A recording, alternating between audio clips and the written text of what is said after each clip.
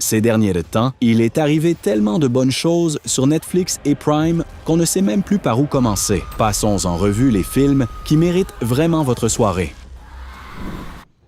In the pool! Ben can't swim! He found me. La liste s'ouvre sur un film qui ne se prend pas pour du grand cinéma. Et c'est tant mieux. Johannes Roberts signe une histoire d'horreur à huis clos autour de Ben, un chimpanzé domestique qui, après une morsure, attrape la rage et transforme une maison isolée au bord d'une falaise hawaïenne en souricière. Tout repose sur une idée toute simple, presque animale. La créature en qui vous aviez confiance veut soudain vous déchiqueter. Et il n'y a aucune issue. Les effets pratiques et le maquillage tiennent mieux la route que le scénario.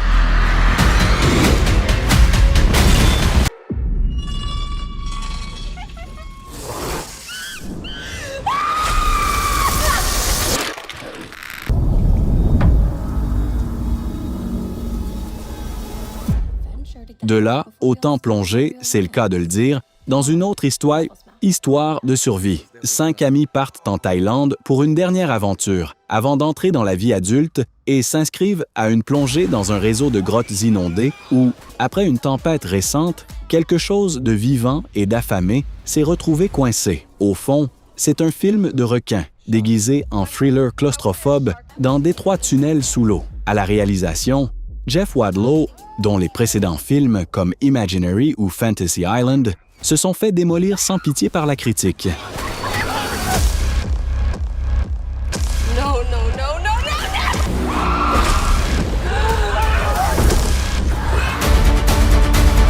Penny hears everything. What about this broad? Tempest Fusion.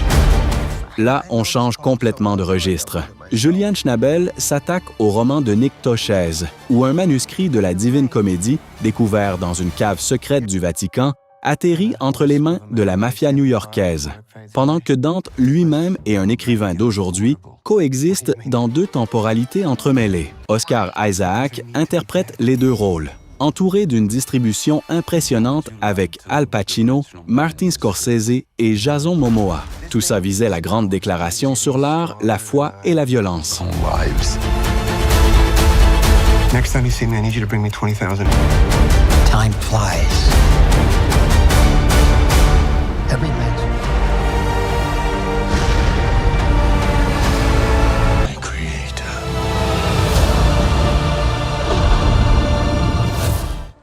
De l'ambition qui se casse la figure au triomphe d'un autre qui visait tout aussi haut. Guillermo del Toro a enfin tourné le film dont il rêvait depuis près de 20 ans. Et son Frankenstein tient davantage de la tragédie romantique que du film d'épouvante, celle d'un créateur et de sa créature. Oscar Isaac campe un Victor en artiste obsédé, mais l'âme du film, c'est finalement Jacob Elordi. Sous des kilos de maquillage, il incarne la créature avec une telle tristesse et une telle détresse enfantine que c'est lui qui porte tout le film sur ses épaules. Fidèle à ses habitudes, Del Toro a renoncé au numérique au profit de vrais décors. Et chaque plan ressemble à une gravure gothique qui respire. In seeking life, You'll find a solution. You are my solution. I'm gonna call you Rocky. We're here for the same reason.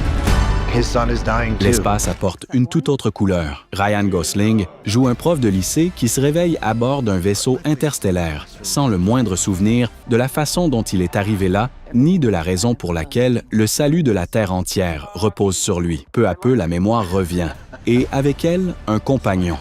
Un extraterrestre nommé Rocky. Et c'est cette amitié improbable entre 2 êtres qui tentent de sauver leur soleil mourant qui transforme une sci-fi ardue en une histoire étonnamment chaleureuse et drôle.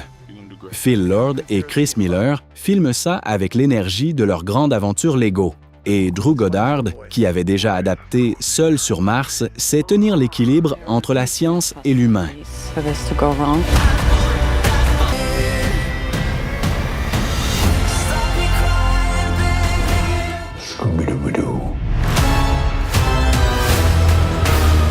Puisqu'on parle de stars, place à la troisième enquête du détective Benoît Blanc. Cette fois, Rian Johnson l'envoie dans une petite paroisse du nord de l'État de New York, où un monseigneur charismatique et manipulateur meurt en pleine messe, devant tous les fidèles. La révélation, c'est Josh O'Connor, en jeune prêtre au passé trouble. Il est si bon que Craig lui-même passe par moments au second plan, et le film finit par parler moins du meurtre que de la foi, de la culpabilité et du pardon. Johnson vise le ton le plus grave de la trilogie, et l'atmosphère gothique lui va bien. Everyone thinks I did it. I didn't do it. This goes way beyond normal people. There's some Scooby-Doo shit going on here. To breathe. We were talking about hitting a bullet with a bullet. So it's a fucking coin toss? Autre poids lourd de la liste, Catherine Bigelow, de retour après 8 ans. Son thriller se joue dans les 20 minutes qu'il reste à la Maison-Blanche et au Pentagone, après qu'un missile nucléaire, tiré par on ne sait qui, met le cap sur Chicago. Bigelow rejoue le même instant cauchemardesque sous plusieurs angles, tantôt l'opératrice du système d'alerte précoce, tantôt le conseiller à la sécurité nationale, et enfin le président incarné par Idriss Elba. Et les 40 premières minutes vous prennent à la gorge. À partir de là, cette structure répétée a commencé à me lasser. Les mêmes minutes rembobinées perdent en tension, et la fin se coupe sans apporter la moindre réponse. Stratcom is asking Everything right? We did every fucking thing. What shall I do? Keep your heart open. I see a landscape. Oceans. You're having twins, my guy. Après la tension nucléaire, un drame silencieux est tout aussi dévastateur. Chloé Zhao adapte le roman de Maggie O'Farrell sur la famille de Shakespeare et sur la façon dont la mort de son fils Hamnet, 11 ans, résonne dans Hamlet. Jessie Buckley incarne Agnès, la femme du dramaturge, et sa prestation vous coupe le souffle. Les scènes d'accouchement et de deuil maternel sont jouées avec une honnêteté presque insoutenable. Et ce n'est pas un hasard si elle a déjà raflé les prix. Paul Mescal lui donne une réplique à sa hauteur, et le jeune Jacoby Jupp éclipse par endroits les deux adultes. Perchance to dream. What do you see?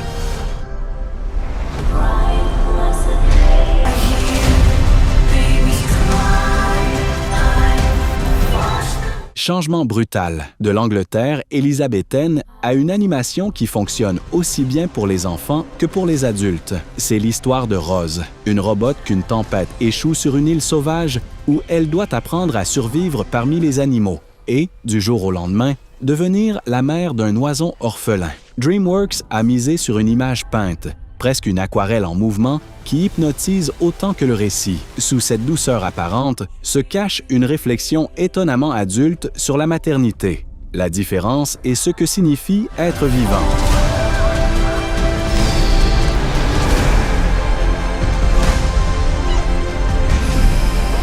Need any help tonight, Lieutenant? Nope. We didn't get a heads up about this. Aston Villa is close. Tell me what's going on! First off, Retour au crime et à l'alchimie masculine. Matt Damon et Ben Affleck, amis d'enfance, jouent des coéquipiers de la police de Miami, dont l'unité découvre plus de 20 millions en liquide dans une planque de dealers abandonnés. La loi impose de compter l'argent sur place, et c'est là que la confiance entre collègues commence à se fissurer. Dehors, on est déjà au courant du magot, et le cartel ne va pas laisser filer ça. Joe Carnahan livre un polar solide, dans la lignée de ses narcs et truands. Et le charisme des deux stars tire l'ensemble. first off, back the fuck up. You're not going anywhere without me. Watch your back. Cover! I'm breaking left! I got the roof! You really want to take care of me in that arena? Start by thinking I can help. That we all get to be here for someone's final performance. Pour ceux qui regrattaient Panem, voici la préquelle de Hunger Games. Bien avant Katniss, on rencontre le jeune Coriolanus Snow, encore un aristocrate déchu et pas du tout le dictateur qu'il deviendra, chargé de parrainer une tribu d'un district pauvre, la chanteuse Lucy Gray Baird. Francis Lawrence revient à la réalisation et montre comment, du jeune homme ambitieux, émerge peu à peu le futur tyran. les chansons de Rachel Zegler figurant parmi les principaux atouts. C'est nettement plus sombre et théâtral que la saga principale, même si la durée paraît sensiblement gonflée et que le dernier tiers s'affaisse.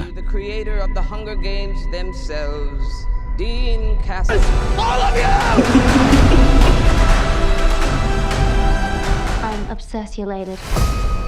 The wand really sells it.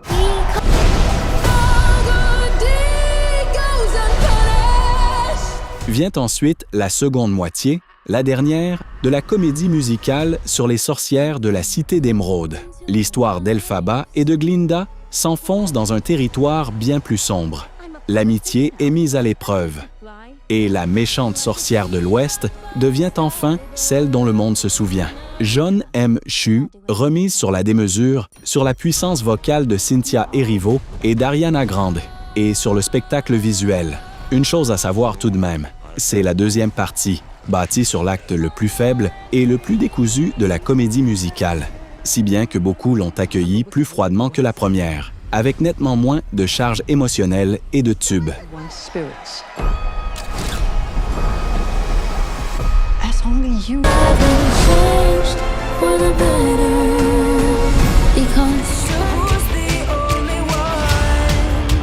I've spent the last 6 years making.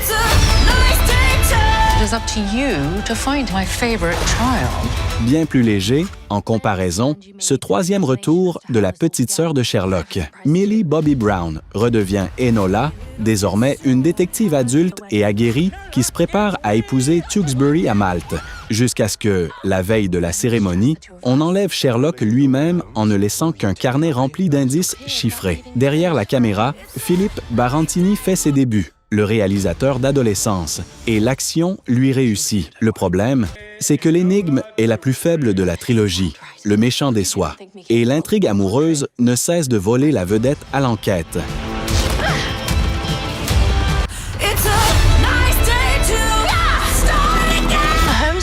Even though that old world is gone, you can still feel the echo of it. She knows that I'm her daddy. Deep down, she knows it.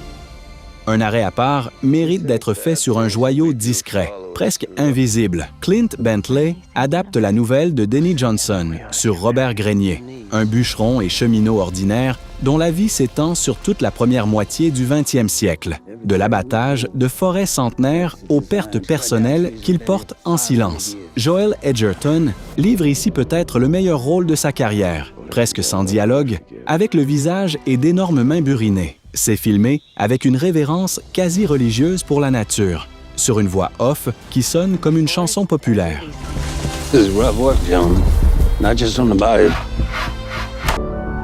We just cut down trees that have been here for 500 years.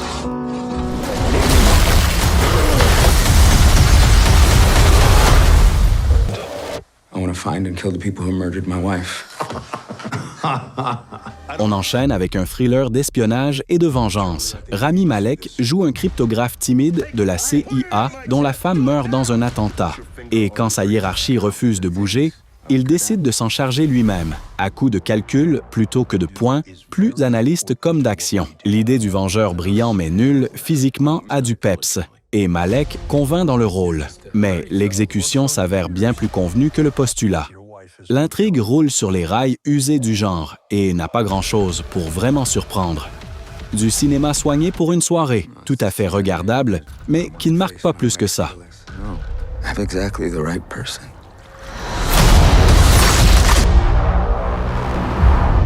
What is this?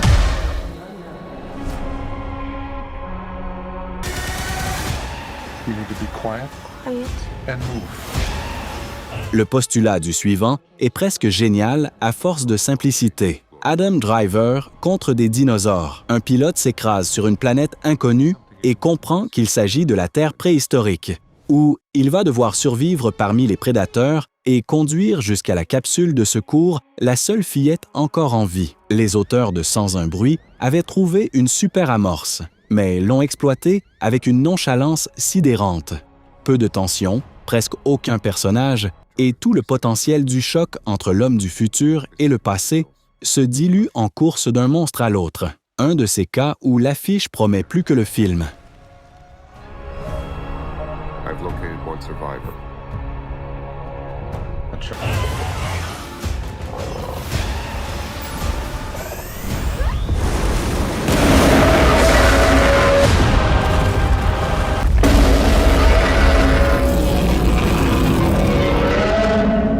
Le suivant, c'est tout l'inverse, un film japonais qui a montré à Hollywood comment on fait. L'action se déroule dans le Japon dévasté de l'après-guerre, où un pays qui ne s'est pas encore remis de la défaite se retrouve face à un monstre qui s'éveille. Takashi Yamazaki a signé bien plus qu'un bête film de kaiju à baffe, un vrai drame humain sur la culpabilité, la honte du survivant et le prix de la vie, avec un Godzilla qui fait réellement peur. Et tout ça avec un budget que les grands studios claquent dans une seule bande-annonce. L'Oscar amplement mérité des effets visuels tient presque du miracle.